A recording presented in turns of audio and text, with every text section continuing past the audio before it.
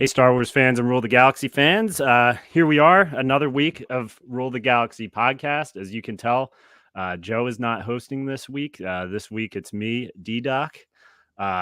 We have a very special guest tonight. So I'm going to whip it around the horn, and then we're going to be throwing out some questions. We're all pretty pumped for tonight. So, Alfie, how are you doing tonight? Doing good. Can hardly handle the excitement. Been bouncing off out of my seat all day. Waiting for this. Love it. Brent, how are you doing tonight? I just came back off of and recovering from my Galaxy's Edge excursion. I was surprised by my birthday. I was born February 29th, so everybody gave me my own private Galaxy's Edge tickets, meaning I could go by myself and do whatever the heck I wanted. So 4 times on Rise of the Resistance, 14 times on the Millennium Falcon, and 4 times on Star Tours. Wear good shoes. I'm still getting some blistery reactions to my feet.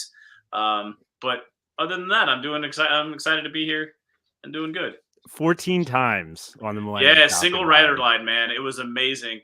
I don't want to take up too much time, but my best experience was there was a foursome of Brazilians speaking all Portuguese.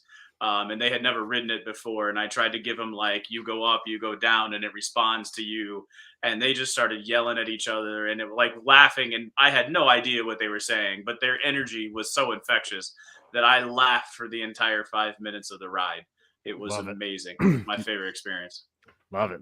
Well, the reason we're all excited tonight is because we have a special guest who comes straight from Mandalore. We have Emily Swallow on with us tonight, the armor from the Mandalorian. Emily, how are you doing? Hi, I'm doing great. I'm happy to be here. Oh, we're all fired up. I was just scrolling through your Instagram. I mean, I always see your Instagram videos pop up on my feed, but you have a very fun Instagram with all the stuff. Oh, thank you.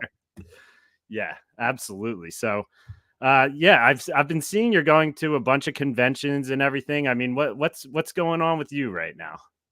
I have been going to a lot of conventions last year and this year, and I freaking love them. I love to travel, so that part of it's great. But I started acting in theater, and in theater you get to have the audience right there. And for me, conventions kind of complete that part of the whole storytelling thing, and especially with fandoms like the Star Wars fandom and the Supernatural fandom, people are so passionate and so invested and have a lot of theories that I get to hear. And I love hearing how these stories have impacted people and then how they've inspired them to go on and create and to do good. The fandoms are so generous, and the fact that there's all these people out there who build their own costumes and then go and do good things, I'm always just blown away. But there are also just the people who tell me all their theories and then want me to confirm or deny, and most of the time I'm like, maybe. Speaking of constructing their own costumes, the majority of us are from Indianapolis. Okay. There was a picture that circulated the internet in Indianapolis. I want to say it was 2021. Okay. Of you talking to a little, I want to say pint size, but there was a girl. Yes, that's Gracie. Yeah. So can you tell me a little bit more? Have you kept in contact? Yes. What all took place with that? That was awesome. That was at Indie PopCon, I think. It was in Indianapolis. I don't know which convention it was. Yeah. And it was on when I was scrolling through and looked, I saw that it had popped up as well. Yeah, she was the first tiny armorer that I ever met. Since then, I have met others, but she just took my breath away. She was so adorable, and she was so geared up. She already had her own patches that said Gracie the Armorer, because her dad, Joe, has been building cosplays for a while, and so he built this for her. I have since seen her again a couple of times. She grew out of that first armorer costume, and they've had to size up a little bit. But she's just wonderful, and yes, we have kept in touch. And whenever I'm in their area, they try to make it to the convention. That is awesome. I mean, what's it been like for you going to these conventions? Because obviously I've looked through your career, you've done a ton of things, and it's now you're in the Star Wars community where it is just like this crazy community of like millions and millions of people. Is it like overwhelming to go to these conventions and see all these people who are like so fired up to meet you and everything?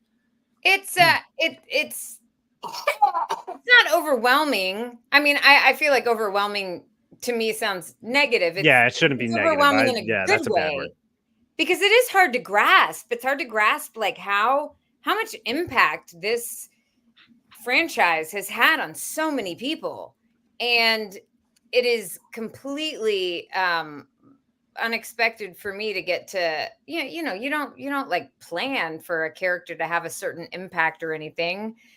All of us who are involved with the show just pinch ourselves that it has been received as well as it has.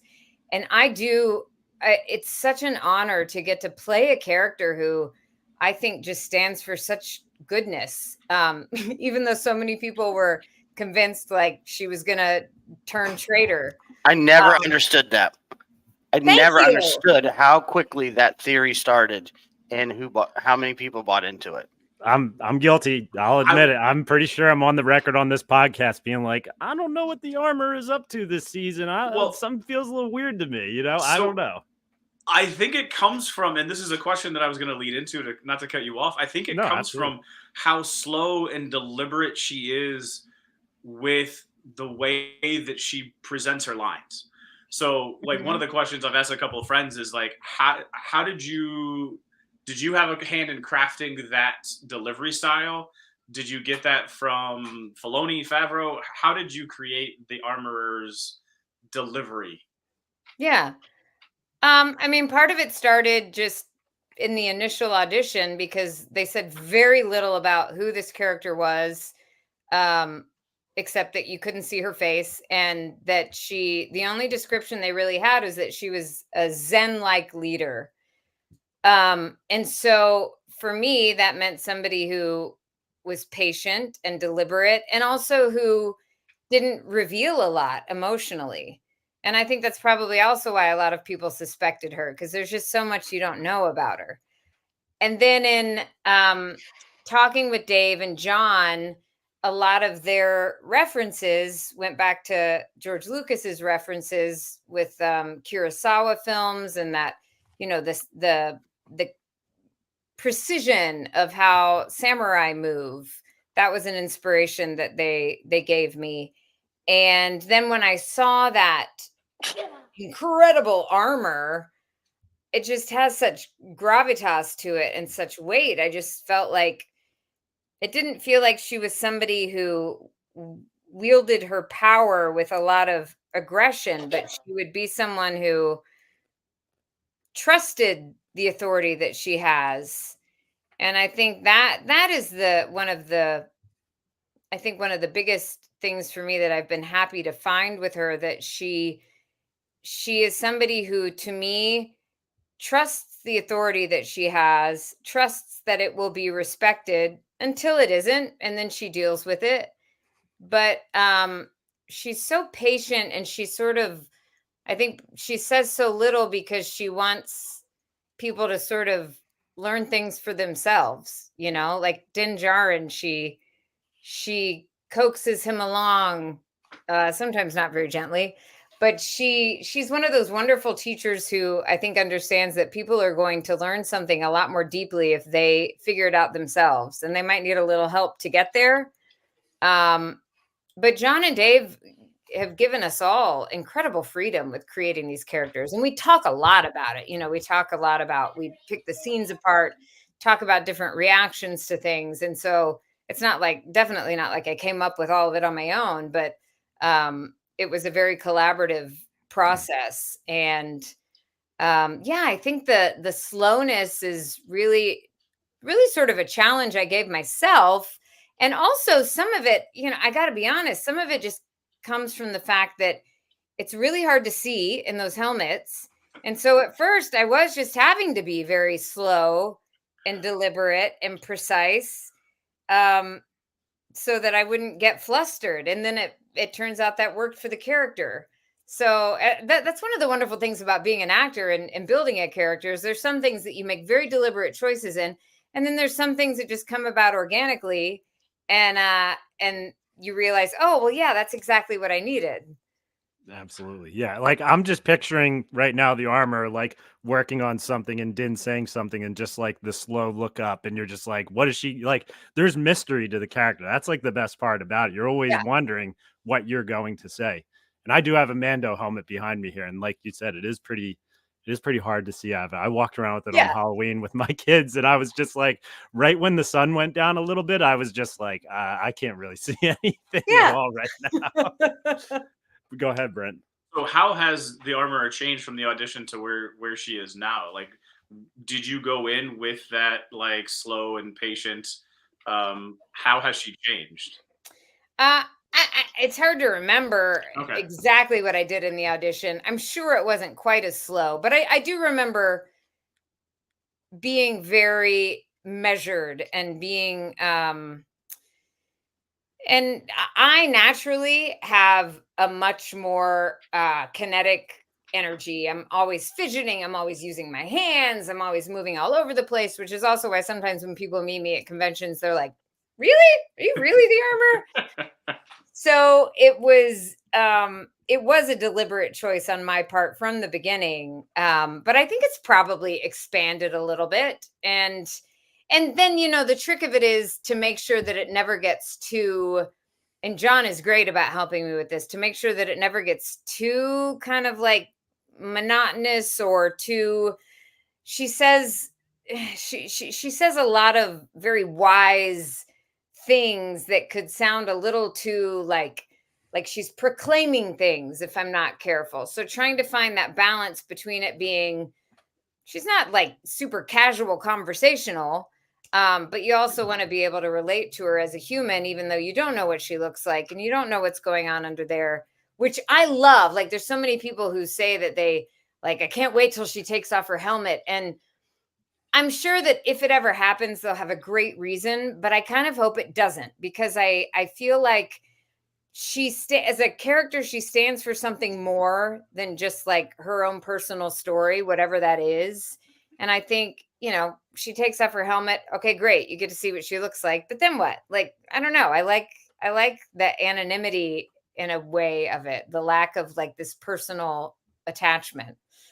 Absolutely. And she's one of the only Star Wars characters who fights with tools essentially. Oh my gosh, right? Yes, it's awesome, I remember the first time I saw the armor pick up the hammer and smack I think it was like a stormtrooper in the head. I was just like, "Oh hell yeah, like this is happening right now." Yeah. Like I was like I knew she was going to kick some ass in this fight here, but what did I have here? Alfie, do you have any questions you have written down right now? I have a bunch, but I'm just Yeah. What as far as like season 3, working with the Grogu puppet, was that a challenge for you as a actress? It's oh my gosh, it's ridiculous how lifelike it really seems. And no, it's not difficult because he's so lifelike, and he's so the team that is controlling him is just so nuanced and beautiful and thoughtful about how they make him respond to us. And I think all of us, the little guy doesn't say a word, but we've all put so much on him about what we think he's feeling and thinking. And his story has been so beautiful to watch. I loved that episode when we got some time together and I took him down into my little forge, and then he had his own like flashback similar to what Din Djarin had. And we learned a little bit more about what he's been through. And they've given us so much, I think, just in those little morsels of his backstory that help us connect to him even more emotionally. And then seeing how Din responds to him, like that sort of, I think, makes us all put emotions on him. Seeing what he brings out in Din is such a lovely thing. So no, it's not challenging. It is tedious sometimes to shoot all those scenes because we have to do a take with like his puppeteers doing stuff. And then sometimes we'll do a take where he's not even there because they're going to do some CGI stuff. And, but it tends to be very amusing too, because if it's Grogu's coverage, I mean, to be honest, it wouldn't matter what I was saying most of the time anyway, because you can't see my lips move. But we have a lot of fun sort of like hamming it up under the helmets while the camera's on Grogu, and I make him sing songs and give him all these little inner monologues, and it's fun. Now, one question I had, did you do like research on blacksmithing like before the role? Like, because I would watch this show Forged in Fire on History Channel where they're like Tony in Swanton. they're in the forge. I'm like, they need to do a Mando. Yeah. They need to do a Mando episode where everyone's wearing Mando helmets, forging some stuff in there. That would be awesome. But like, yeah, did you do any like research on that kind of stuff? And I did, and I have worked with Tony to try to make sure I know what I'm doing to have a foundation for it. But then I have learned that once you get into space, sometimes the rules change. So I'll know the proper technique for something, but they want it to look different because it looks better on camera. And so then, then all bets are off, and we alter it the way we need to. But there have been a few times when I've actually gotten to be hammering on set and it's not all fake, and that is particularly satisfying. Is there an actual forge that's firing up? Like, do you feel the heat to the forge? No. Okay. Sorry. No, I get it. It's movie magic stuff. I was just curious if that was the case. I mean, we have worked with some fire for some of the effects, but never, the forge has never really been flaming on the show. But it's funny, like anytime we do have actual fire, they have people who are ready with fire extinguishers because I've got this giant fur thing on me that's incredibly flammable, it turns out, which is one of the things I love about the armor. I feel like either she's such a slave to fashion that she doesn't care that she could catch on fire, or it's some sort of non-flammable space creature, or she's just such a badass blacksmith that she knows she's not going to catch on fire. Absolutely, yeah. She's just too good at her craft. Yeah. I need to see the armor as a judge on Forged in Fire. Full costume. Yeah. You're out there. Yeah. Like imagine getting kicked off by the armor and just be like, yeah, this is not the way. Goodbye, And that's another thing I had. Like, did you expect, like, I have friends who aren't even Star Wars fans who know that, like, when it comes to this is the way, they know it's Mando. Like, Yeah. that is probably one of like the most known sayings. Like, how about that? Did you guys expect that to like turn into one of the biggest things? I mean, that's crazy. Not to this extent. I mean, there was something about it because that line was in my audition scene. It was like not exact. It wasn't any of the exact scenes that I did, that I've done on the show, but that line was in there, and there was the group repeating it back. And there was something about that really, I was like, wow, this is powerful. Mm-hmm. But no, I had no idea it would be like this. And I had no idea I would hear it as many times as I have now, or write it as many times as I have now, but it never gets old because it's awesome. And it's applicable in so many situations. So I am very happy to be the first one who said it. Absolutely. Go ahead, Brent. Do you have something? Which brings me to, like, when doing some research, this is the way Wednesday. So you can today's Wednesdays, right? I know, I still have to do my post for today. So kind of explain where that came from and what you want to have happen with that and all that stuff. Like, yeah, well, man, I think part of it is just that I have been so uplifted by like, I feel like I have a window into a lot of people doing good kind of below the radar, because I get to meet so many fans and I get to hear about, things that they've done to help other people. And I just really wanted to highlight that more, especially on social media, because I have also heard, all of us have seen examples of people not being very kind on social media.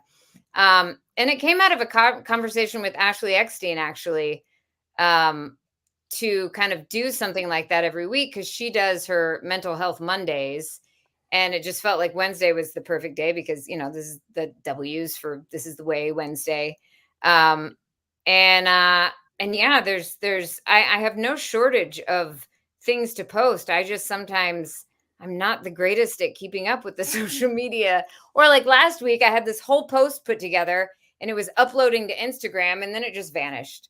So sometimes that happens, but I think it has started a wonderful conversation. Also just about like, well, what does it mean to walk the way? Like, what is the way for you? What is your own personal code? And that is something that the show, looking into like what it truly means to be a Mandalorian on the show, especially with season 3, where we see, well, it's not the outward display, it's how you act, it's how you live your life, it's how you walk your walk. It just has been a really wonderful thing to tap into, and I mean, I'm amazed at the things that people are willing to do. There was one a few weeks ago where I had gotten to meet, I heard about this story at a convention where a member of the 501st had seen on a 501st message board that this guy's son needed a kidney. They'd never met, they didn't know each other, but he said, well, if this was my kid, I would want somebody to step up. So he went in and he did the blood test to see if he was a match. He was. And just a couple of weeks ago, he successfully gave his kidney to the son of a man that he'd never met. And the only reason they're connected is through the Star Wars community. And I think the more we see examples of that, the more we are inspired to do that without thinking our way out of it and without getting intimidated or feeling like we can't make a difference, because we all can.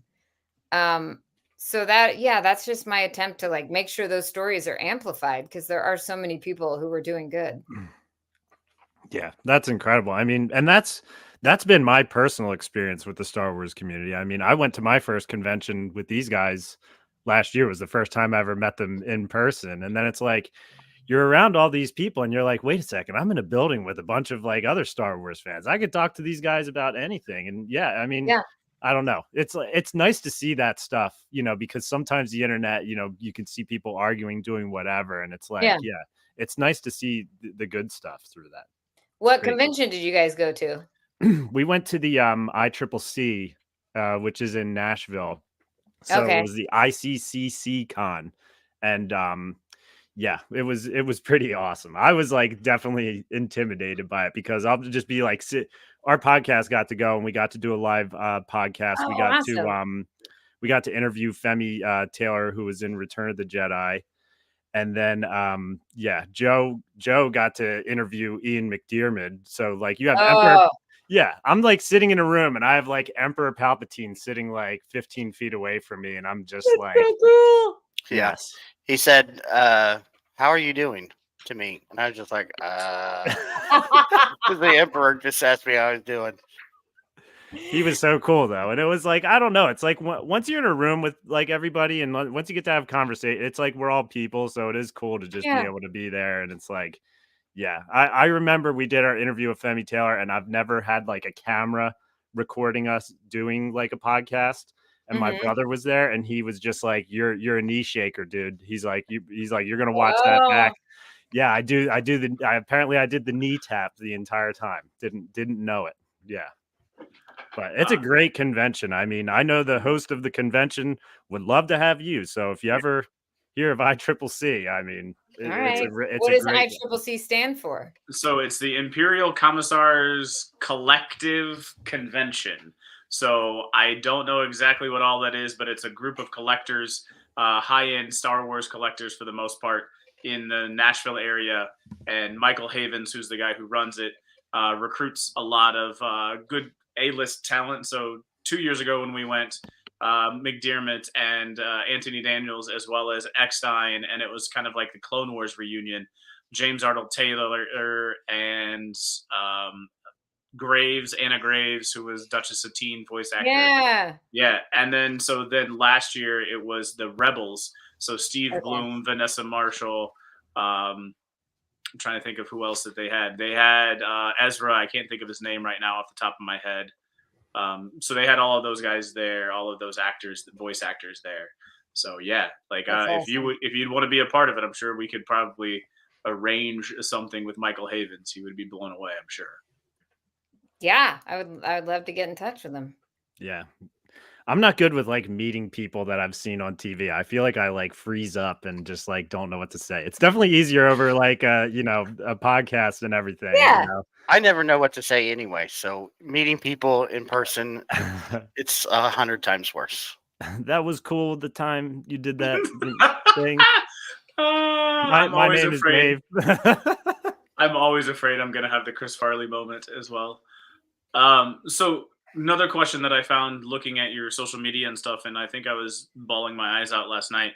I believe his name is Spencer. Oh. Yeah. So was that like another situation through like This Is the Way Wednesday, or like? And it's also, what is it? Voices Against Voices Cancer. Against Cancer. So take a second and promote that a little bit, and just kind of talk about Spencer, so we can. I keep his name always alive. love to promote that, because so Voices Against Cancer was started. The organization was started around a convention 3 years ago, 2 years ago. I was at the first one, and I was just asked to be there because someone who knew someone knew they needed some guests. And it is an entirely charity driven convention. So all of the proceeds go to Voices Against Cancer. Voices Against Cancer itself is a nonprofit that chooses different larger organizations to contribute money to fund pediatric cancer research. But the thing that really struck me was the incredible community that they have created and that is growing, and the very real support that they give to the families of kids who are going through treatment, or families who have lost children. Because of course there's the child that's going through the cancer treatment and all the repercussions of that, but then there's the siblings that are, watching their brother or sister deal with it. There's the parents who are trying to juggle work and taking the child to treatment. It just upends your whole life. And they watch out for each other and have each other's backs in the most incredible way. And I got to meet parents who tragically lost their children, but they are still involved with the group because they want to do whatever they can to help these kids who are now benefiting from whatever research was done, a few years ago, research that was not perfected in time to help one person's kid, now has come far enough that it can help someone else's kid. And they're there to give advice about how to deal with different kinds of treatment, to provide financial support, and just to do things for the kids. They call them their honored families. So they do these wonderful events and go visit them in hospitals. So I got involved with that first convention, and I was just so moved by the way these people were showing up that I wanted to stay involved. So they asked me if I would be an ambassador, and I said, well, yeah, what's that? And they said, we don't really know. Let's figure it out. So one of the things I figured I should do is just spread awareness about the organization. And so at every convention that I do, I raffle off an autographed either Funko Pop or a hammer, because I have some wonderful builders who have made me some armor hammers that I autograph. And I tell people about Voices Against Cancer when they enter the raffle. And one of the absolutely incredible things about that is that just the awareness that I'm raising money for something to do with cancer causes people to want to share their own stories about how cancer has impacted them, impacted other people in their lives. I lost my dad to cancer, so it's incredibly cathartic in a way for me to get to hear from other people. I mean, at one of the conventions I did a few weeks ago, the woman who won the raffle, she said, this means so much to me because I lost my dad to cancer. And I said, me too. And, we got to have this great conversation about what that loss feels like. I also, I talked to kids over like video chat and stuff who were in Sioux Falls. So that's how I met Spencer, because he was a big fan of The Mandalorian and the armor. And so one day this guy that we call PT Dan, because he's the physical therapist at the Children's Hospital, he asked if I would talk to Spencer over FaceTime. And we talked a few times, and then I got to present him with a helmet that he had designed last summer at the convention. And while we were there, he said, could I he was 12 at the time, and he said, "Could I message you?" He said, "I promise I won't. If you give me your number, I won't send you too many messages." And I was like, "Okay." And I made sure it was okay with his parents. And at some point, he said, "Wouldn't it be cool if I could go trick or treating with the Armorer for Halloween?" And I was like, "Oh, that's fun." And then I was like, "Well, why not?" Like, I had time to go to Sioux Falls, so I went to Sioux Falls for Halloween and met up with him, and then also got to go to the hospital dressed as the Armorer and got to visit some other kids. And I mean, he just became very, very dear to me, and his family is beautiful and so inspiring with the way that they've walked through it. And Spencer, shortly after I went to visit him for Halloween, he found out that his cancer had come back and that they were going to switch to hospice care. And the peace that he had around that, and the wisdom and the grace was incredibly humbling. I mean, he was 12 years old and he was handling this news better than a lot of adults do. And he was he was walking the way, because he was always so much more concerned about how his mom was feeling, how his brothers were feeling, how I was feeling. Like he sent me this message and he said, "Don't worry, because now I'll get to be your guardian angel," which just like destroyed me. But he was such a special kid. And I mean, unfortunately, there's so many like him whose stories don't turn out the way we want them to. And yeah, the organization is incredible, and that the convention has been growing every year. Ian was there last year, and it's just, I can't say enough about the good work that they do. Absolutely. Yeah, that's amazing. And I did see that story through Instagram as well. That's why I'm such a fan of your Instagram, because yeah, it's too, as you said about the Armor being so stoic and everything. It's like your Instagram is a lot of fun and uplifting. So it's really good to be able to see these stories and see you using this platform to do what you're doing. It's awesome. It's totally awesome. Well, thanks for saying so. I'm glad that Absolutely. it is inspiring. Absolutely. So I know we got a short amount of time here. So if you guys want to ask any really final questions for Emily as we're here, and my final question, and then I'm gonna go to Brent and Alfie. How cool is Juan Carlo Esposito? That because The coolest. that dude, Dodgeball in the elevator. that dude, I just watched Breaking Bad for the first time like a couple months ago. Yeah. Well, you And just got a treat. yes, and I didn't know any spoilers about that show. It's one of those shows where Wow. everyone was telling me, "You got to see it, you got to see it, you got to see it." And he is so cool in that. He is so cool in The Mandalorian. And I saw the video where you kind of like surprised him wearing the armor helmet. So like, Yes.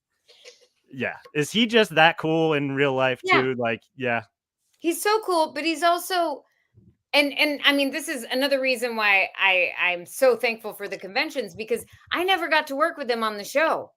Like, I remember going to set during season 1 and I saw his name on a dressing room door, and we were never there together. I wouldn't know him if it weren't for the conventions.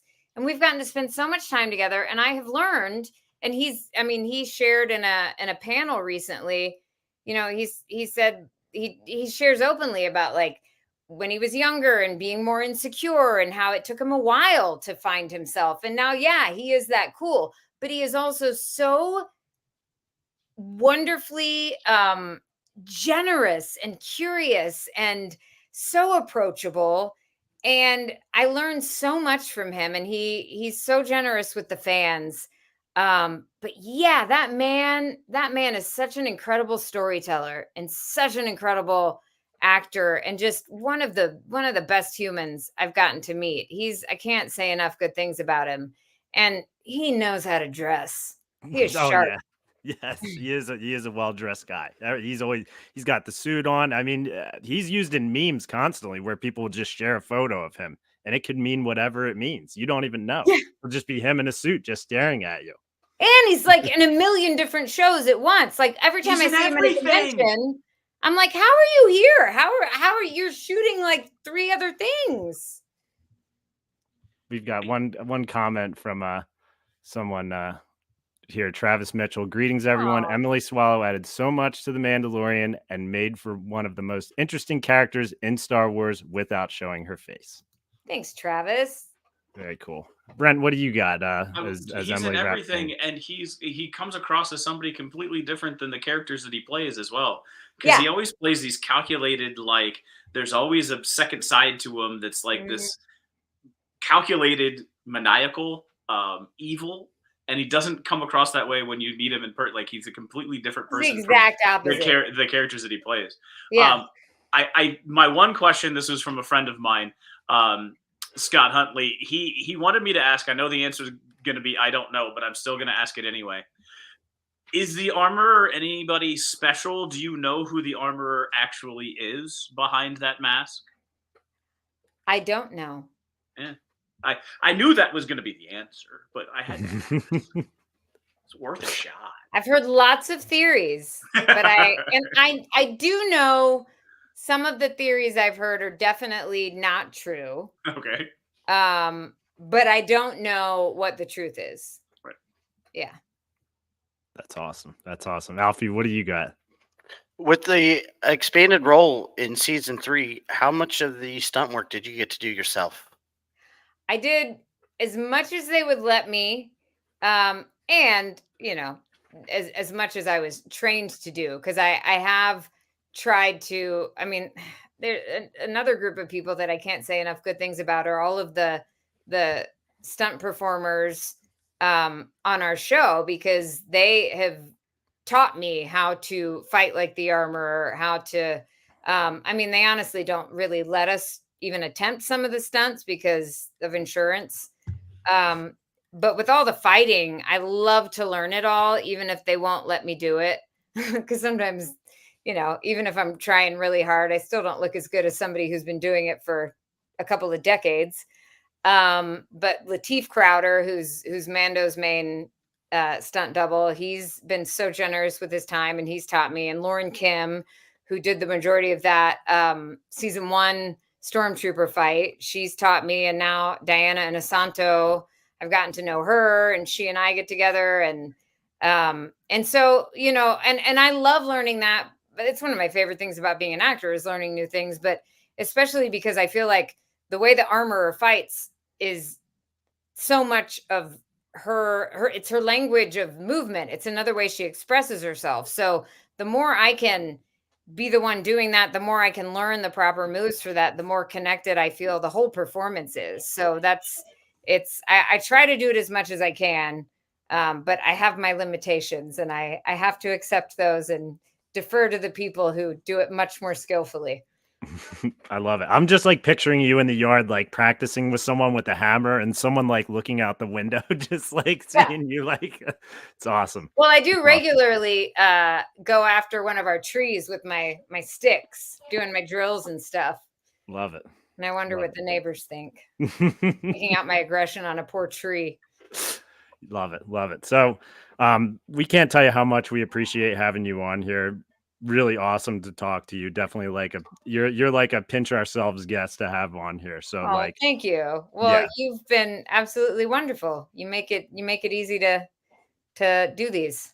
Absolutely. Absolutely. Do you have anything else you want to promote or anything before you head out? You know, you can tell people where to follow you. I love your usernames on Twitter and Instagram and stuff. So tell people where to follow you and everything. And thank you. Yes, I am Biggie Swalls on Instagram and Twitter, but that's BIGESWALLZ. And then on TikTok, I'm official Emily Swallow, I think. And I have a website too that is officialemelyswallow.com. And if people can't meet me at a convention, they can get autographs or videos through that. And I will eventually have other kinds of merchandise on there. So yeah. And I do have a film I'm excited about that I just shot, but it probably won't come out till next year. So stay tuned. What Okay. genre? What genre? It is a dark comedy. Ooh, okay. Nice. And I was so excited to do it because I am a very silly and sometimes incredibly dumb person. And I get to play a character who's a lot sillier than the armorer. So it was fun to break out and do something different and just be goofy. Love it. Love it. Well, thanks for joining us. We'll be sharing all your stuff all over social media and everything, and we'll definitely Thank be you. sharing this podcast and everything. Well, thanks. It's All been right. really great to talk to you guys. All right. Thank you so much. Thanks. See ya. All right. Wow. Okay. Yeah. That was something. I mean, is that the highest profile that we've had so far? Yep. As a group, probably, yeah. Yeah. Okay. Well, I guess Joe Yeah. takes the cake for his one question about the Sleepy Hollow to Ian McDiarmid. I know. I had one question that Joe wanted me to ask was if she met Matt Lanter on the one episode that she filmed of the show Timeless, which I forgot to ask that question. Because I called Joe right before this. He would want to know that. I know. I'm like, that's a Joe question. That's a Joe question right there, But I never got to that one. Joe's right when he told me that, I'm just like, yep, he reached in his bag and found something deep where he made that connection.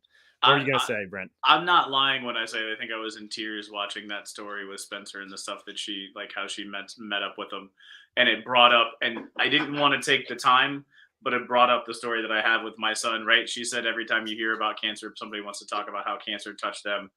My son was on a ventilator for a month in 2019, so the entire month of November he was actually on a ventilator because his lung had collapsed. So we were in the hospital, and I go across the hallway. I was doing my night. My wife and I switch off every night. He's done this a couple times. I go into the refreshments room just to get a drink of water, and I see a grandma sitting there. I say grandma. It turns out she was the grandma, but I'm like, how's everything going? Oh, everything's great. I was like, okay, so everything looking up. Oh no, they're gonna take her off of life support on Tuesday. She turns 1 on Sunday, but they're going to take her off life support on Tuesday. And I'm like, huh? Yeah. So this little girl was born with cancer. They were doing radiation and chemo to try to make it shrink, but it sent her into heart failure. And they basically took her off life support, but they kept her alive so she could celebrate her first birthday. They walked around. So when I met up with the grandma, she talked, switched off. My wife was there for the birthday, which was a unicorn birthday party because it was a little girl. So they had balloons and they had the headbands that you put on with the unicorn tail. And so she got one. She went down and met up with them. That Tuesday was my day to be with Hudson, and I'm talking to one of the nurses, and grandma shows up at my doorway, and she's like, I just looked at her. I was like, did it happen? She's like, yeah. So we hugged. Never met this woman before in my life. And this was like a 5-minute hug, right? It's one of those hugs. And she's like, I told my baby before she passed to go down and take care of that baby. Right? Yeah. My son got better every day after that hug. Yeah. So, I'll stop now because I don't know if I'll get through it. But I have a little unicorn angel looking out over my son. No, it's awesome. That stuff is That's awesome. amazing. And it's and yeah, I mean, I'm happy that we were able to talk about that stuff with her on here because I've seen it, happen Right. Through her stuff, and I can tell she's just it's almost like she's just like, yeah, I'll be there. Like she's showing up for people, and it's really helping them out, and it's cool to see that in the Star Wars community. Like listening to her tell that story, it's hard to even hear the story of the young boy who passed away. So yeah. it's great. All right. So can we move a little bit so we can get out of my feels a little bit, and so I can actually what are some stuff going on within the Star Wars world?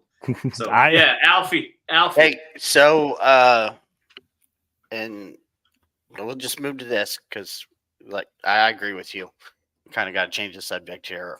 And I don't mean that in a bad way. I got you.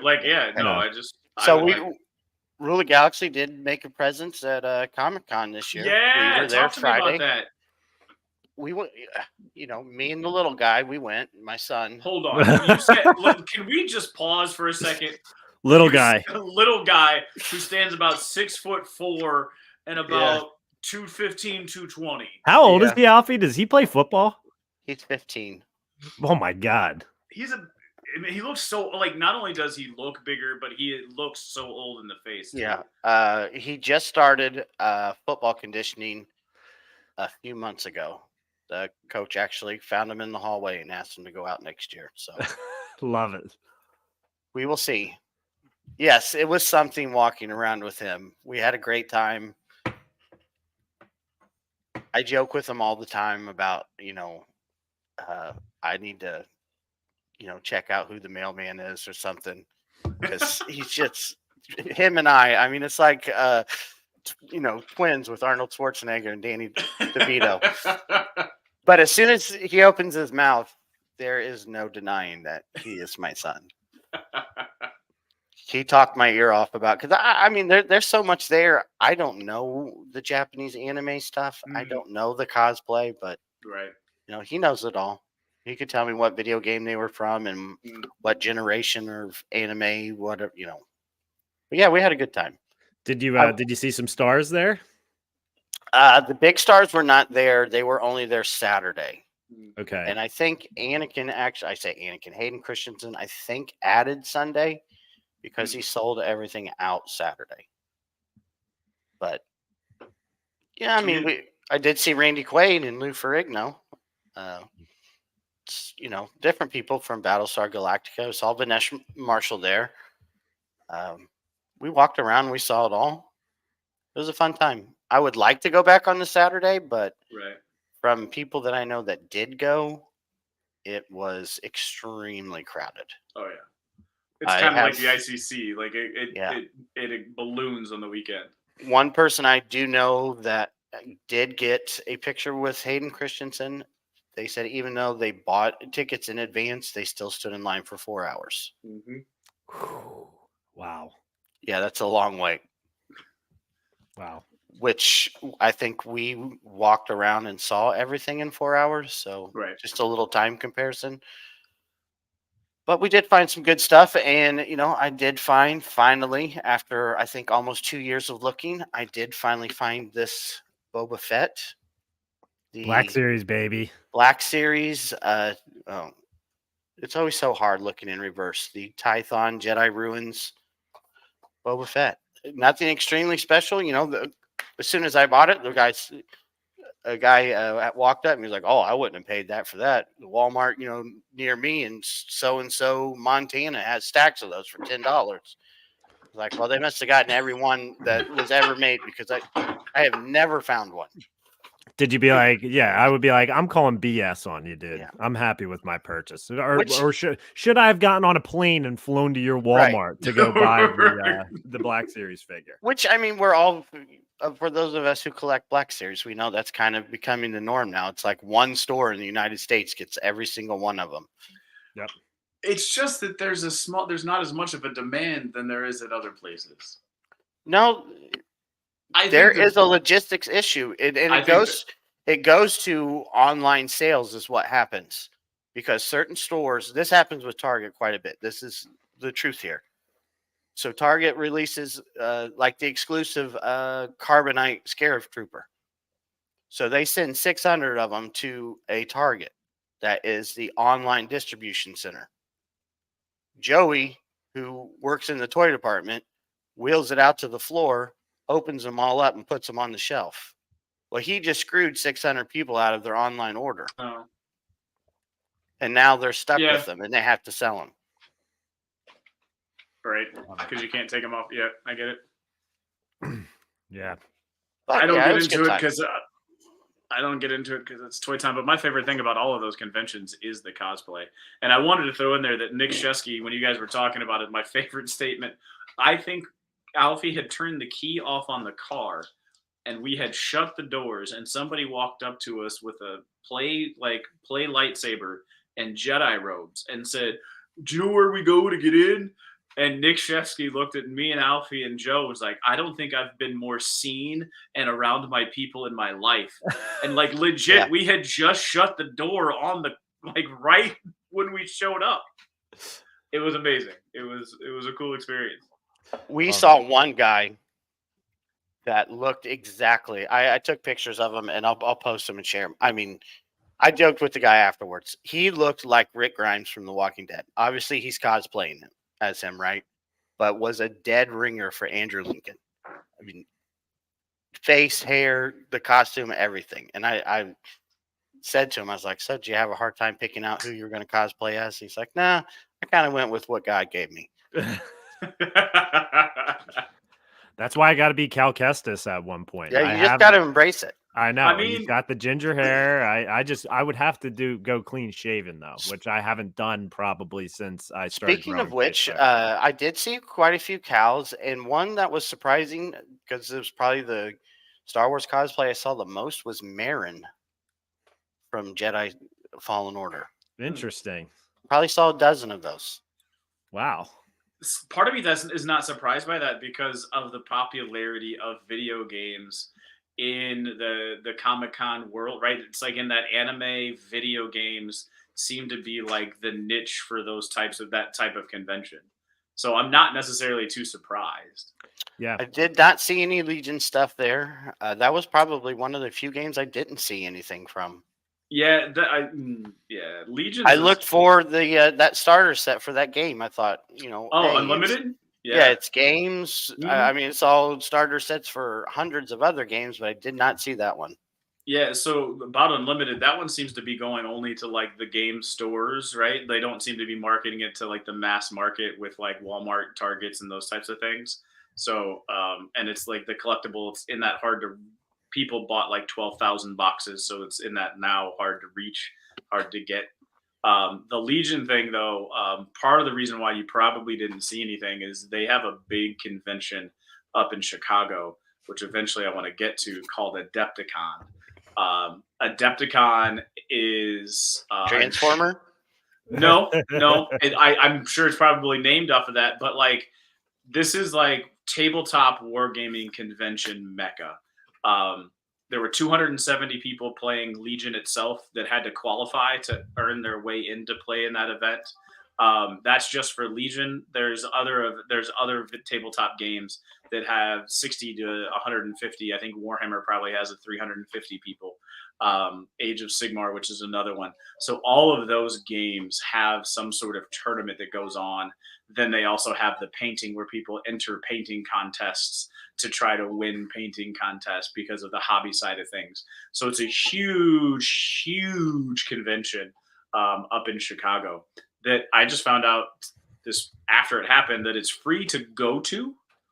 You can walk around the convention. You just have, if you play the games, you have to pay. But you can walk around. You can go to the convention. You can go to the booths. You can go buy stuff for free. You can just go there and kind of hang out. But again, it's kind of in that niche market that only those tabletop gamers are going to go to. Love it. So while Alfie was at the convention and while Brent was experiencing Disney, which I'm going to get into that as well, I was experiencing a Star Wars thing for myself as well. I had Joe sleeping in this exact room here. Oh, he slept downstairs in the cave? Well, this is my guest room as well. Oh, okay. So it's like here I have my little alcove or alcove. I always called it. I know that's one that we said a long time ago. Loose leaf paper. Yeah, blue sleeve. Yeah, blue sleeve paper. Alcove doesn't make sense. It should just be called an alcove. It's a cove that goes out. Yeah, the bed is like right over here. So it's like my in-laws are from New York, so they're constantly staying over here. So this is like nerd realm / guest room. So it was fun to have Joe over here and everything. Joe is a fun guy to meet in person for anyone who listens to Rule the Galaxy podcast. Joe doesn't let a conversation stop going. You know, he's always got something to say, so it's good. Were you impressed by the amount of energy he has? Well, I experienced that at the ICC for the first time because we were moved. Here we were just sitting down and talking and having a fun night. But ICCC, Joe is moving. You know, he's like, let's go over here and check this out real quick. You know, so it was definitely good to have Joe over there. He did a cool little East Coast trip to New York, saw a lot of cool stuff. So, Brent, how was Disney? Give us some inside info on it. I mean, so single rider line, if you really don't care what job you have and you want to ride the ride as many times as you want, go single rider line on the Millennium Falcon Smuggler's Run. I think it's a little known fact. Yeah, so I had no plans. That's all I cared about. I knew that it was single rider, and I knew the other ones had a little bit more of a weight. I got off, went right back on. The people eventually got to know me, and I got to talk with them. They started one was like, "You're not joking when you said you were going to be here all day." I was like, "Yep, that was pretty much my plan." Didn't have anything else planned. But yeah, there was one ride on the Rise of the Resistance about broke my will and spirit because the ride broke down. I was like 2 turns away from going into the briefing room to start the whole thing, and the ride broke down. So it was like an hour wait, and that was the longest that I had to wait because multiple times on the single rider line, the actual posted time for Smuggler's Run was 60 to 80 minutes. I waited on average 2 minutes on all 14 rides. The longest wait time that I had was like 10 minutes. Dude, that is crazy. Nice. So I love the single rider line. I mean, I would ride it. I would go around. I'd walk up, and as soon as I hit the line, I'd get put into another group, go into like the holding room, get put onto the ride, get off it, walk down, come back up, get put into another group. And like I said, one of the best experiences was the Brazilian foursome that I was with. They were expressive and loud and speaking Portuguese and yelling at each other and having the best time. And it was awesome. There was another one that was awesome too, which was like a family of 5. And it was 3 small kids, but the littlest kid was adamant that he was going to fly. And I just kind of smiled, and because I got put in as an engineer, and I was like, look, a couple of them asked me if I wanted to fly. I was like, no, this is your guys' trip. I'm here just to kind of fill it up, and this is fun for me just being a part of this, right? So I'm like, I will tell it. So they let the little kid fly, but I told the mom, and I was like, it does respond to the way that he flies. So if he goes hard left and we run into a wall, it's gonna shake the shit out of this plane. And sure enough, this little dude was just hitting wall after wall after wall. And I was laughing. And the mom was like, oh. I was like, yeah, I told you it reacts to how you fly.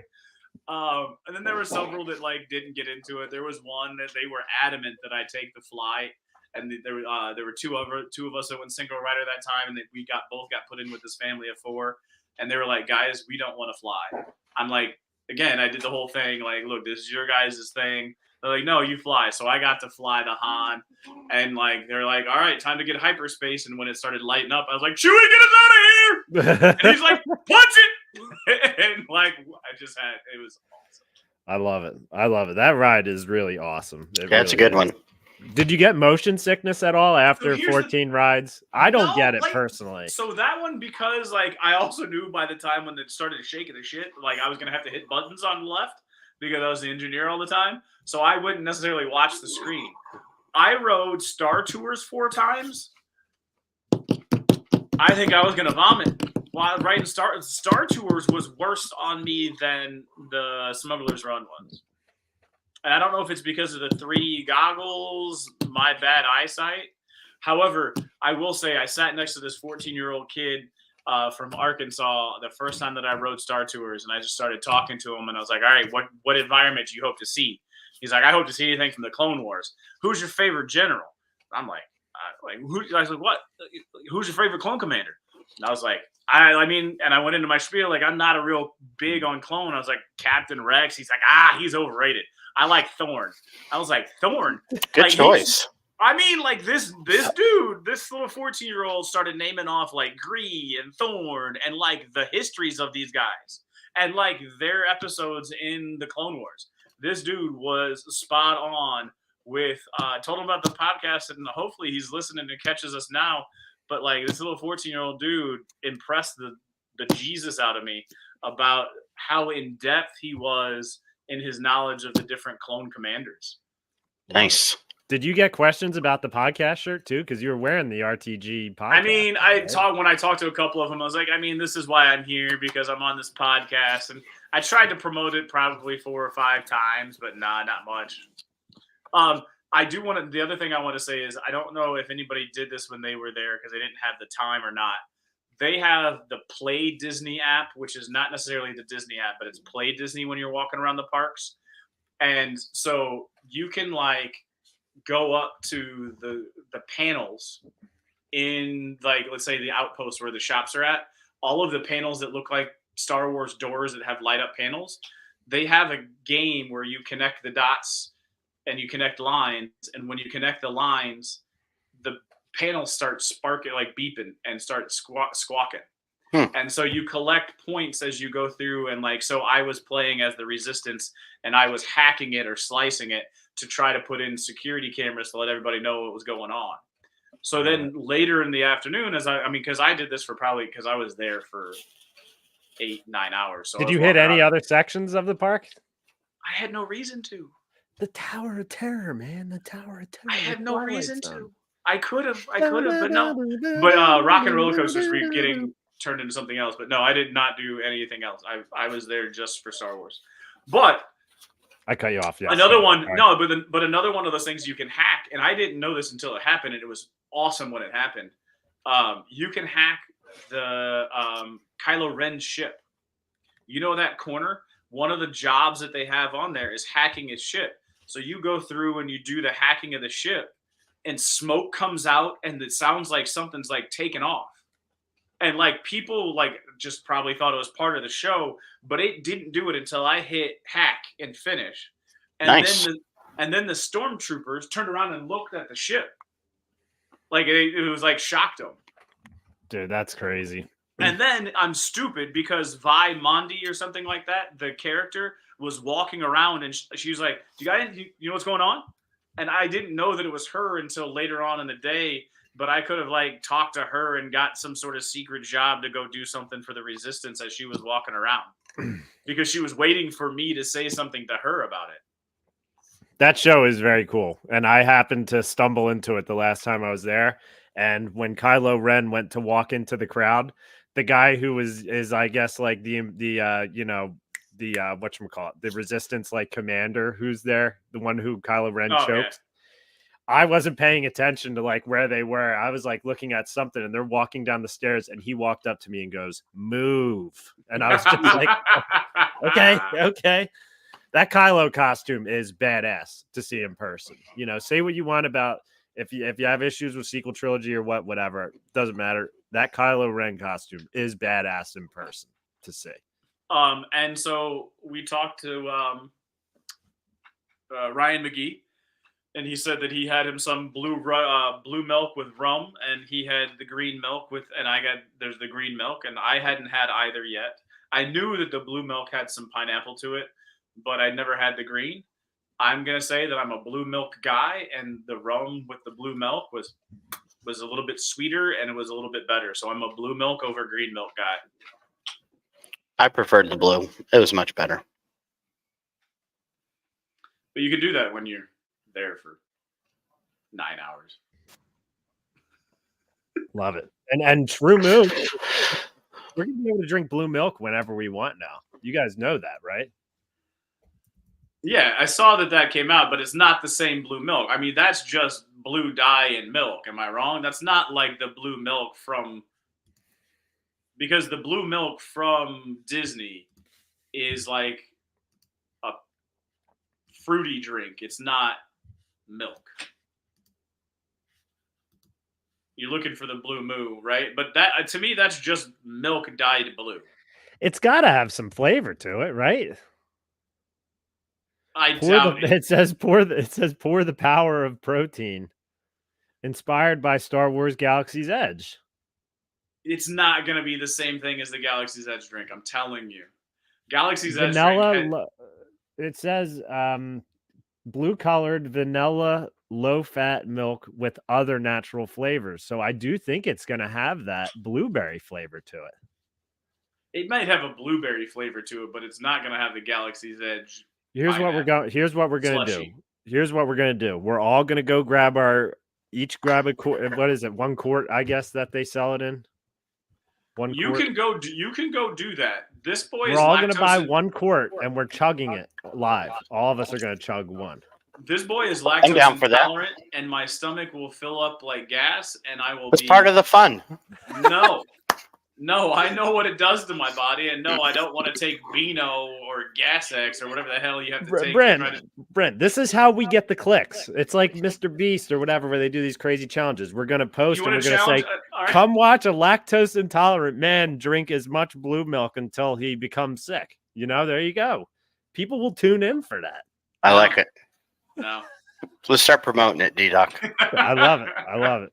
And I do got to share a comment because I was not paying attention to the comment section. And Dr. Squatch did say, moving story. Thanks for sharing that. Yeah, I hate that I broke up because I like to talk about it. But yeah, I have a tattoo. We've kept it was on our tree that Christmas, the headband. I always have the headband because he has a guardian angel looking out over him. And I always did you stay in touch with the grandmother too, Brent? I'm sorry. No, I didn't. And I didn't get her name or anything like that because I feel like I have a tattoo. Like it's a.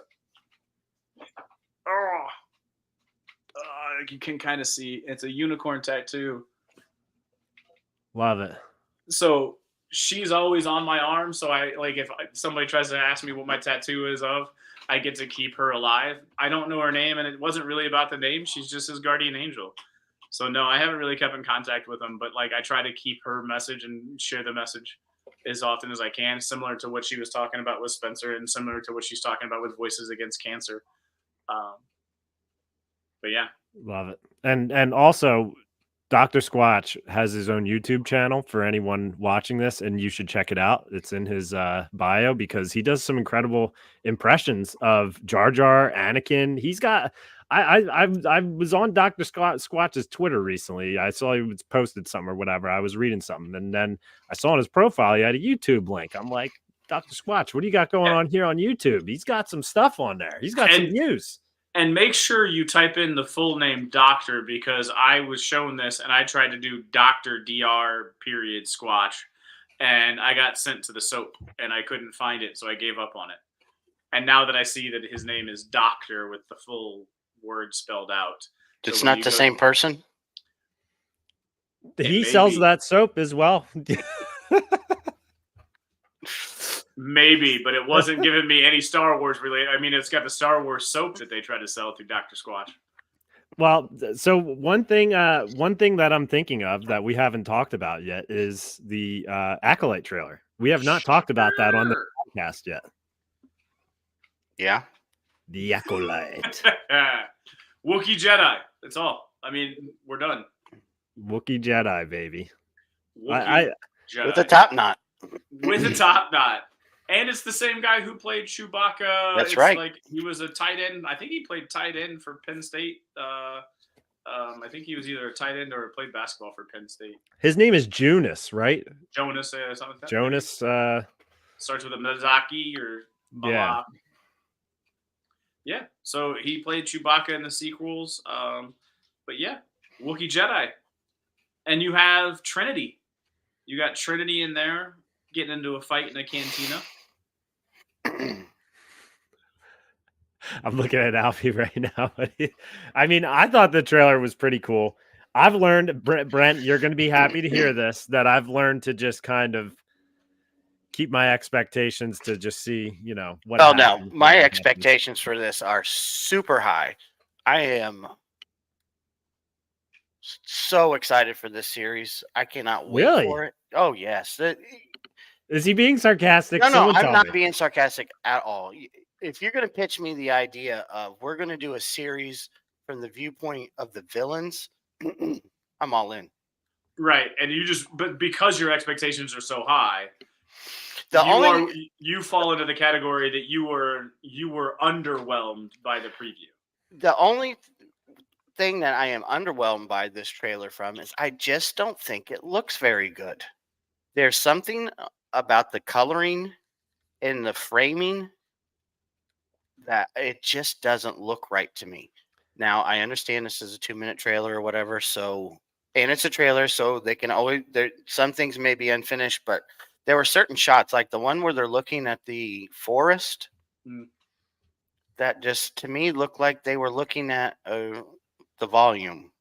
The shot to me literally looked like it ended right a few feet from where they were looking. Right, so there was no depth to it, like they Right, weren't in the woods, or the volume didn't give you the impression that there was depth there. And then that money shot at the end, which part of me is like, man, this looks really great.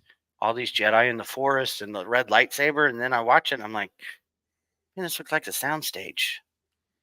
It has a very Kenobi look to it. Yeah, that's what I was gonna say. Like, I feel like it's almost it might suffer from that Kenobi piece. It was filmed about the same time as Kenobi too, if I'm not mistaken. They were being shot at about the same time during the COVID world and got pushed around for editing and stuff like that, and maybe post-production and pickups. But I feel like it was in that same kind of COVID world when I first heard and saw the Wookiee Jedi spoiler shot coming out of the soundstage area. To me, it was very similar to the way the Phantom Menace looked the first time that I saw it. And I think the Phantom Menace is, as far as visually, is one that sticks out to me as being way too bright. Yeah. And this to me looked even brighter. Do you think that that's a stylistic choice, though? Because this is supposed to be in that era of brightness. Like there's darkness coming out of that. It could be a stylistic. That's choice. Where I can kind of look past that a little bit and say, I always say with art, there are some things that you like and there's some that you don't. Then that's okay. Yeah. Maybe this filming approach just isn't for me, but I'll really love the story, and that'll be great. Yeah, I definitely caught aesthetic vibes from the Phantom Menace watching that trailer, which to me, I like that just because it's like, I remember I just loved Phantom Menace and I had the game on PlayStation and it looked like awesome on there too. So like, I just liked the environment of episode 1. So I do definitely sense it's going to be that direction as far as the way it looks. Is that a baby Bothan too? Was that a baby Bothan that was in the Jedi room? The one that can't blink? Yeah. The one that looked like it smoked a little too much of that Endor, No, that one you're thinking of is the same species as the Chancellor from The Force Awakens. But I know the one you're talking about. It kind of looked like a Rodian, but not quite, right, Brent? Is that the alien you're talking about? No, it was a hairy one. It was like a hairy one that I thought was like the Bothan. Because they said that there's an alien species that was in Legends that will be canonized in live action for the first time. Yeah, that one reminded me of me in class where I'm sitting there just zoning out, and then the teacher goes, "What do you see, Mr. Doherty?" I'm just like, darkness. I don't know. But yeah, I mean, hey, we got the trailer. I love the poster for it. The poster for it tells me this is going to be, when you have a lightsaber hilt with a blood smear above it, or is that a salt smear? Ooh, maybe they're on a salt planet on it at one point, What, maybe Crate? They're going to be on Crate? No, I'm just kidding. That's definitely not a theory I have. I think it's blood. And I don't know. It's going to be interesting. It's definitely going to be an interesting show. And the young girl who plays, who seems to be the main villain, was also the girl who played Rue in the Hunger Games movie, the first Hunger Games movie. If you've ever seen that. So Arsunt is the species of alien you were referring to. Okay. The one who looked like he smoked the Endor weed before class? That's the one. Yeah, that's where you get the good stuff from Endor, man. That's what Yoda was really doing. That's what Yoda was really doing when he disappeared. It's definitely the After Dark episode. It's definitely the After Dark. Yes, and while we're on After Dark, I need to ask you guys if you watched the House of the Dragon trailers. I've seen two. I've seen one of the trailers, and it's coming out in July. And all that made me do was it June? I thought it was July. June. We've got Acolyte and House of the Dragon same time. But to finish, all I was gonna say was I need to go back and rewatch it because I forgot all of the shit that took place in this. Like that was what it was like. Oh shit, I gotta watch that again. I think I watched the first one, not the second one. Yeah, it'll be an easy rewatch to me. I felt like that show went pretty quickly and stayed entertaining throughout it. But they did 2 separate trailers for Team Green and Team Black. So you have the Targaryen trailer where it's showing it from their perspective, why they deserve to be doing what they're doing and how they've been wronged. And then you have the Green trailer, which is the, oh my God, what is the house name on the other side? It's not Tyrell, right? It's well, aren't they Targaryens too? They're Targaryens too, but what is the name of the main oh my God, is it Alicent? Is that her name? Hightower?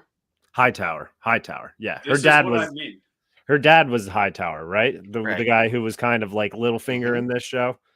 Yeah, so it's this season's gonna be crazy. So I'm definitely in for a rewatch. I started watching the show Shogun too, which is awesome on FX. That's one I think I got since I've missed it. I want to have to go back and wait for it to come out and watch it. Well, I think there's 6 or 7 episodes out now, and I think it's only 8 episode season. And I only watched a bit of the first, but it's interesting. You underestimate my ability to binge watch a television show when I get into one. That's nothing. 6 shows is nothing. Yeah, and it's a lot of Japanese with subtitles, but I would prefer for it to be Japanese with subtitles. Did you watch the Griselda? Because I've watched a couple of the Cocaine Cowboys. Again, it's the same thing. It's Spanish speaking, and there's a lot of subtitles, and I actually prefer it that way. But it was so hard for me to get into just because of the amount of subtitles. Yeah, it's not an overwhelming amount, I'll say, like on Shogun. But like I said, just like you were saying, you almost prefer them to speak in that language. I started watching one called Warrior. I think it was called Warrior. It was on something else, and now it's on Netflix. But they do like a wipe. So they have them talking in it's Chinese immigrants in the U.S., but they they speak in Chinese when they're out talking to people that don't know that they can speak English or they can't speak English. But then when they're talking to themselves, they do this wipe that lets you know that, okay, they're talking English to each other, so we as the viewers can understand. But if you were listening to them outside, they would sound like they were talking Chinese to each other. Yeah. It's a pretty cool mechanic that they put into it. That they do something so you can tell that the language barrier had switched. Yeah, that's like the Netflix movie All Quiet on the Western Front was all German in subtitles, but you had the option to watch it where Netflix did a full dub where they're all speaking English for all the interactions. But for me, I read someone online that said watch it in German with the subtitles and you won't regret it, which I did. And it's it was amazing to watch an entire movie in a different language where I'm reading subtitles the whole time and be so into it. So I feel like that's what Shogun's going to do, but Shogun also has English speaking people in the show. Gotcha. So I watched the Lord of the Rings, the first movie, in Mandarin. Did you have a early leak? Yes. Shocking. Alfie's in on the leaks. It did have a language menu, but it was also in Mandarin. so the amount the amount of time it would take to figure out which one was English, because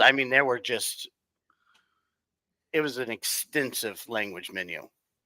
Whoever dubbed this put a lot of time and effort into putting in basically any language you can think of. So I just ended up watching it in Mandarin. Love it. I love it. So I will say, guys, me being the host tonight, big ball dropped. I have not watched the last 2 episodes of The Bad Batch. So you're not missing anything. I knew you were going to say that. I'm going to say, because I've seen stuff and whatever, so I don't mind if you guys go into spoilers and getting into There's talking nothing about. to spoil. All right, so in the last 2 episodes, tell me what I've missed.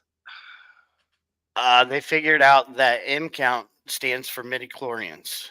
It's officially confirmed that they talk about it, and they actually say the word midichlorian. They start with M count, and then it transitions to midichlorian, so that it's not like this, like, what is M count? What is M count? They've actually said midichlorian, and it's in your blood. And our friend Asajj Ventress has shown up in the show? Yes, she has. It was this great. episode. And she kind of puts Omega through a couple of her own invented trials to see if she does have any force sensitivity. I go back to what I believe it takes to be force sensitive, and you need to be put into a high pressure situation where it's life or death, and like when you finally get the ability to let go, because right now Omega has not been able to let go, to feel it flow through her or whatever. At least there was no outward indication that she had let go, but Asajj showed her a couple of times how to do it. Through communing with animals, that was both of the times really was when she was talking with animals, and she came back and Asajj was choking out Wrecker, force choking Wrecker. Really? Yes. In a good way or a bad way? It was a bad way, but like she dropped him as soon as Omega showed up. She told him not to attack. I mean, she blatantly said don't attack. And they did anyway. It really didn't make a lot of sense to me, but it was a cool scene. Yeah, I mean, I think what it is it's showing, it's giving further slowly, and this is the argument that Alfie and I had through text message. It's giving you slow dribbles of what everybody wants, and it's explaining why slowly the Empire is looking after Omega and what they want Omega for. No, it doesn't. So what does it do? Like, why do you think it's not doing that? Because the Empire doesn't want Omega for that. The Empire has a bounty for M count individuals. That is not the bounty that they have out for Omega. And I understand your point that you're making. And I think that was really bad writing on the show, because you're putting two things together that aren't necessarily the same thing. The Empire wanted Omega because her blood mixed or was compatible with whatever M count blood that they are trying to mix with it. It didn't degrade the number of midichlorians. Right. Now, does that mean she has an M count? There's a distinct possibility, and I think that's what we're getting at so that we can set up the next series. But did she have a genetic implanted midichlorian, or did she get tested on and have somebody's midichlorians put into her? Yeah, I don't know, but we don't have time to get into all that. It's my point. This slow reveal should have been something that was done a season or a season and a half ago. We should have started with this. So that's been my point on the show, is these stories of the, jobs of the weeks should have resulted in little bits of information like this a long time ago. So now it would be relevant, because even if they figured this stuff out, we're already at the end. That has no bearing on this show. It will on the next show. And that's just my point. It's too late to get started in this. I want this wrapped up. It's gone on long enough. You wasted so much time through 2.5 seasons with stories that went nowhere, and now you're trying to get back to the story that you introduced in the first episode. Interesting. In the first episode? In the very first episode, they said there were 5 enhanced clones, the Bad Batch being 4 of them. Right. Tech said that obviously Omega is the 5th one. We've never established what her ability is compared. The other 4 clones have abilities, enhanced abilities. And now here at the end, we're getting back to that Omega is special, which she's always been special. And I understand that. And I'm completely fine with that. My point is just that we should have started this a while ago so that we're not rushing to try to fit this into the end of this series. Mm-hmm. Which I get what they're doing because they're setting up the next series with Omega. I get that. And Asajj. I get that 100%. I get it. But, I mean, this is the last season. You could have done this a long time ago and incorporated into the ongoing story, and it would have some bearing or some meaning into this series. Because now we still have episodes where we've got to figure out that, yes, we know what M-Count is, but that isn't necessarily what they want Omega for. It doesn't, like Crosshair said in this episode, and he sums how I feel perfectly. What does it matter at this point? What does it matter why they want her? Yeah, what does it matter? You're not going to give her back anyway. So why waste this little bit of time that we have left when you could be and maybe I'm wrong. I could be completely wrong. Then the next 6 episodes, the ending is fluid and natural and it never feels rushed. But I feel like it's going to feel rushed because we're wasting time creating a pilot for the next series. Did they talk about Necromancer at all in this episode? No. That project was never mentioned. It was really basically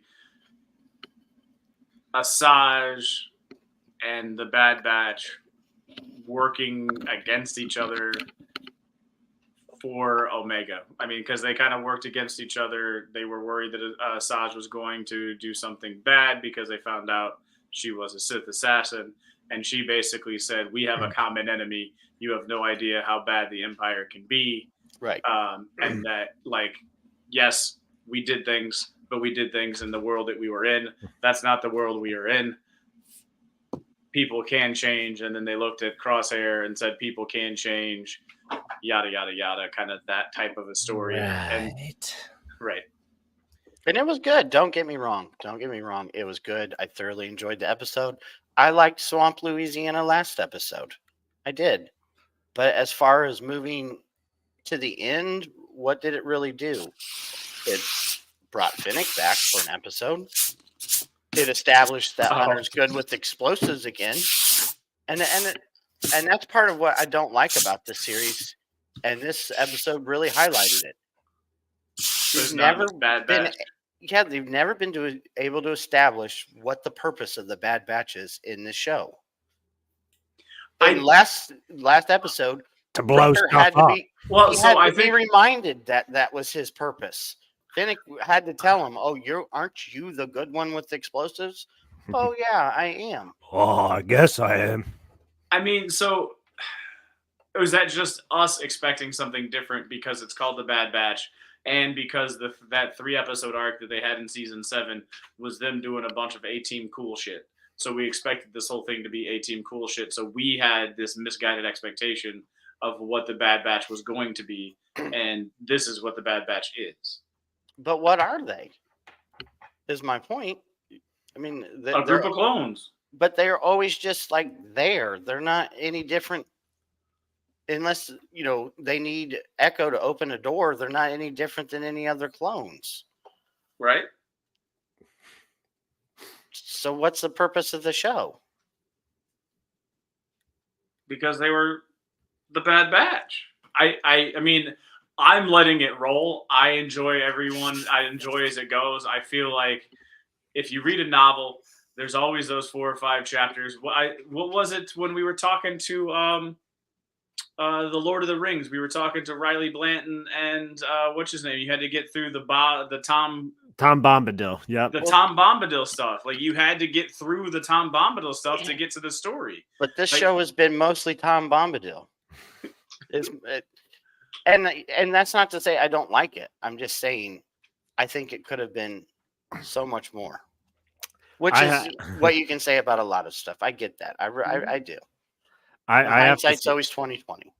Yes.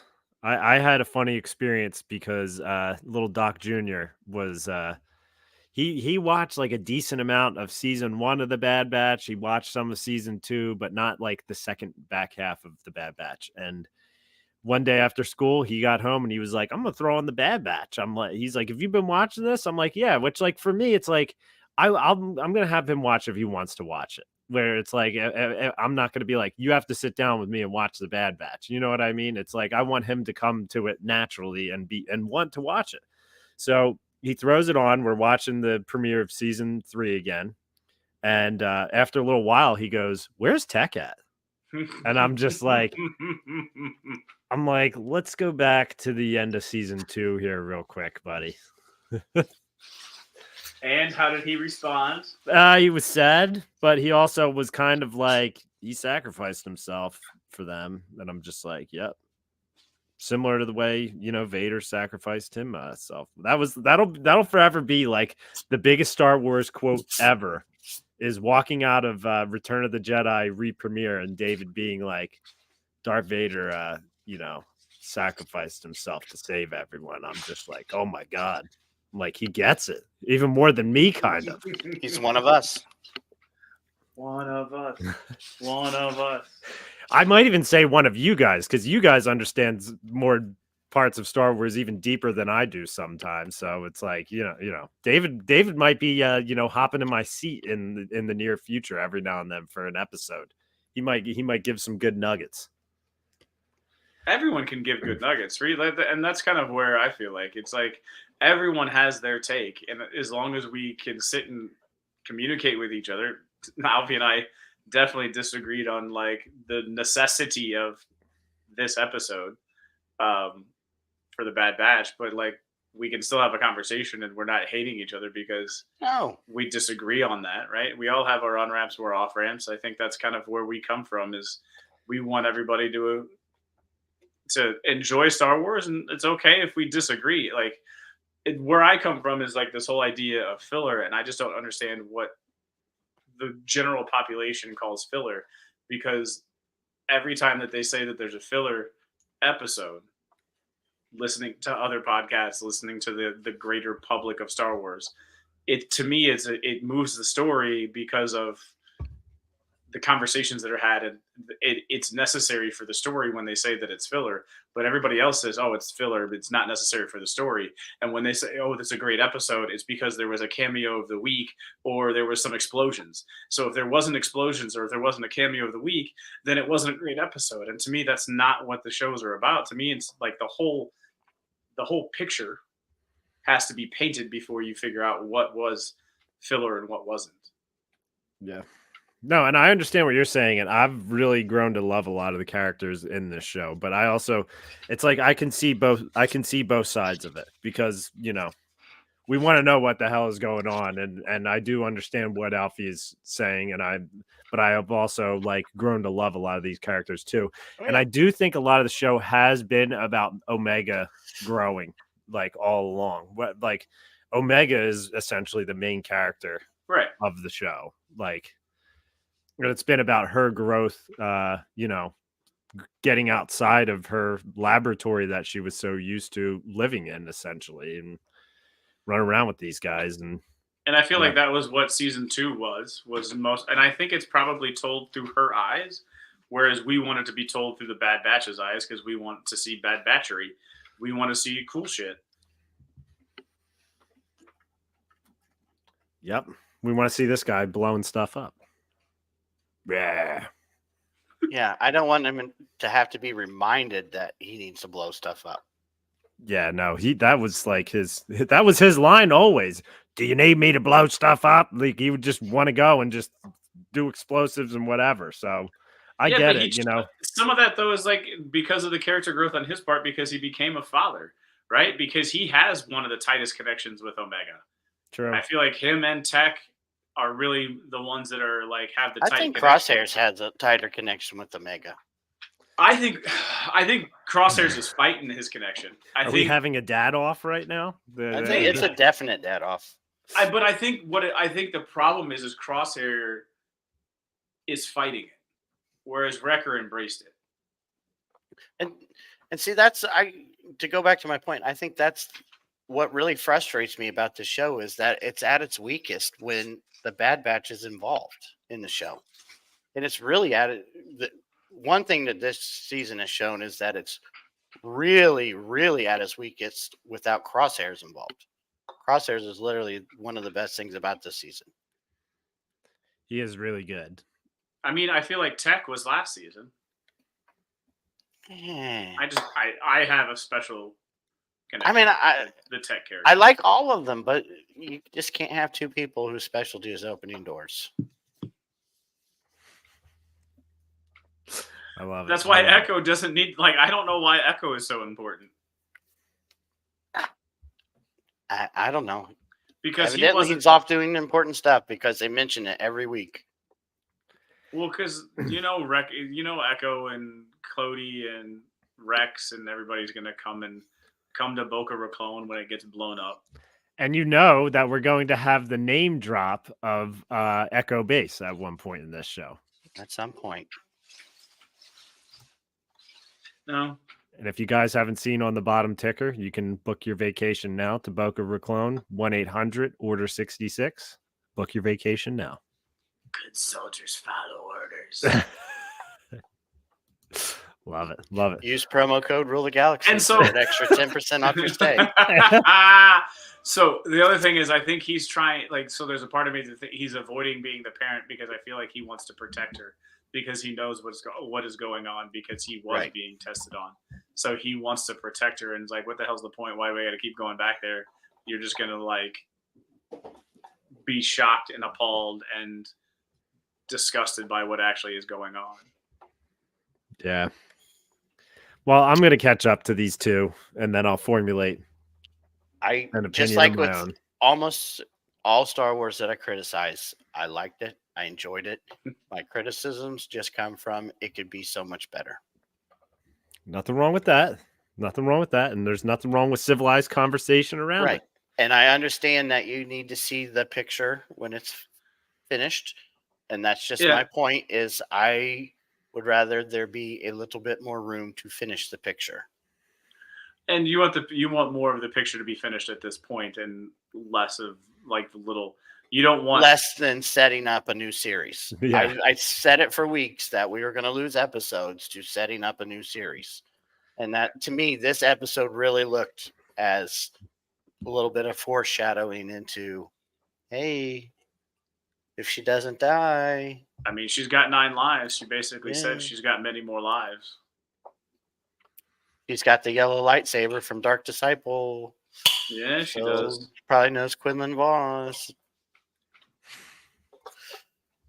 Yeah, for Alfie, this is like a Bob Ross painting where he's still painting a lot of trees right now. And Alfie's Alfie's and he's not in a happy. Alfie's waiting to see the stream and the deer. Wait a minute, man. There's only one commercial break left, and you're not even halfway finished with this. Exactly. Yeah, he just keeps slapping the brush and painting trees, and Alfie wants to see the rest of the setting. He wants to see the mountains. It wouldn't be such a big deal if there wasn't an end, like a solid end coming up. It'll happen. I think they're going to stick the landing. I think they will. And I need to catch up because I had a crazy little bit of time where I should have watched it. I've definitely had opportunities to watch it, and I'm dropping the ball because I do like the show. So I was watching Shogun, and I could have watched 2 episodes of The Bad Batch. Got distracted. Well, we're at an hour, almost an hour 40 here, boys. So we should probably wrap it up here. Alfie, you got any closing thoughts for the night? Yeah, I'm really looking forward to seeing where this series goes. I'm really hoping they stick to landing, and I'm not being sarcastic at all. I really am excited for the Acolyte. I think this could be maybe one of the most interesting Star Wars series to date. Ooh, okay. All right, that gets me fired up. I know you got inside information and everything, so that kind of gets me excited. tickles my fancy a little bit. It flicks my bick. Oh, God, you had to. Beat me by like 2 seconds. Love it. Brent, what do you got closing up here? Which reminds me of the new slang, right? And this goes back to talking about Emily Swallow. If you do go look at her, Biggie Swalls is fun. As I was scrolling through it, she's got some nephews, and if you know any of the current slang, like standing on business. No, the Riz. Do you have any Riz? Yeah. So she did. She had a cutout of the armor, and was asking one of her nephews in the armor, and I can't do it. Does the armor have the Riz? And they were like 0 out of 10. 0 out of, like, one of them was like 0 out of 10. 0 out of 10 Riz. 0 out of 10. Then she went to the other nephew and was like, "Does the armor have some Riz?" And he's like 10 out of 10.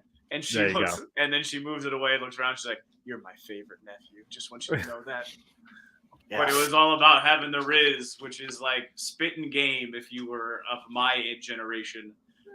So yeah, it was awesome to have her on. I'm glad that we gave her a voice. It wasn't just all the Star Wars talk, but to hear how she creates the character, to hear how she has to deal with walking in that, as well as hearing the things that she supports outside of just doing the acting work, right? The part that makes her human. I'm glad that we gave her a chance to promote that as well.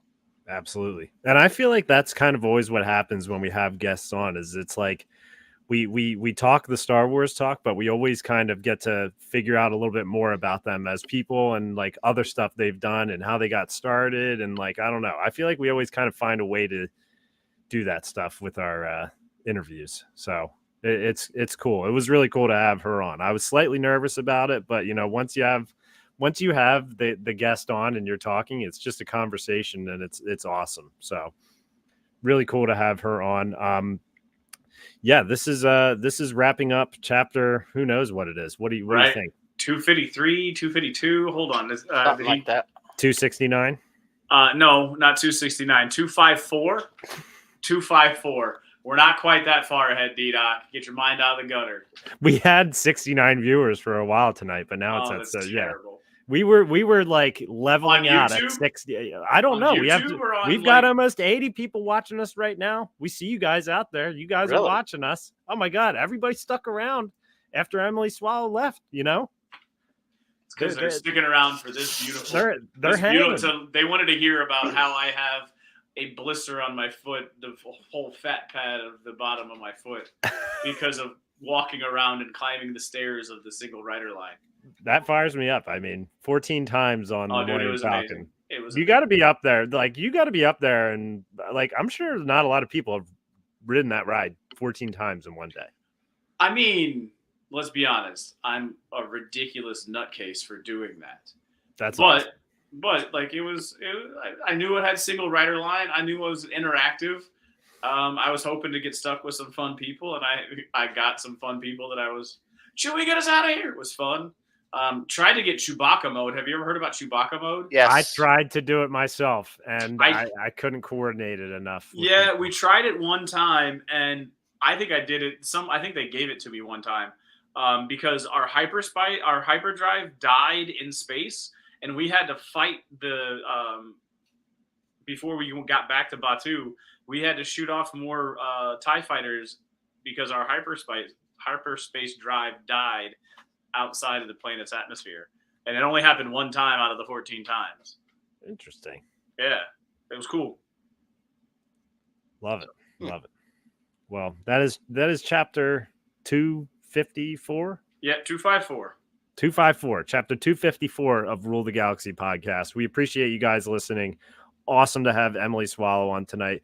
Big kudos to Joe for making that happen. Joe has been cooking for 2024. Joe's been just getting the guests for 2024. We're very fortunate. We got Claudia Gray tomorrow. Yes. Tomorrow.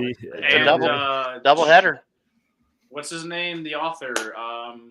John Jackson Miller. John Jackson Miller as well. That one's coming up soon too. And Joe was able to read an early copy of the book as well. Mm-hmm. So, The Living Force. things are happening for RTG here, and you guys are all the reason why it's happening. Hey, one thing we got to get better at this, Doc. We are doing this an hour and 40 minutes in. If you like us, subscribe, and share. We need to throw that at the top. The first 10 seconds in. Like, if you like what you see, if you want to do it, it really helps us grow. It really gets our name out. When we launch live, more people see it. So like us, subscribe us, and share it out to your friends. Yes, and I do that for every one of my YouTube videos. Make sure to hit the like button, smash that like button, subscribe, all that stuff. Be sure to mention us on your MySpace page. That is the hardest part of YouTube, is the way you grow is actually people hitting the like button. And it's like, I watch so much YouTube on my TV where it's like a task to go hit the like button, which I wish that wasn't an aspect of YouTube, but that's another conversation for another time. I think it should just go all off based off of how long people watch your thing and not if they hit the like button or not. But all right, D-Doc, I gotta get out. We're all getting out of here. Yep. From me, from Alfie, from Brent, may the force be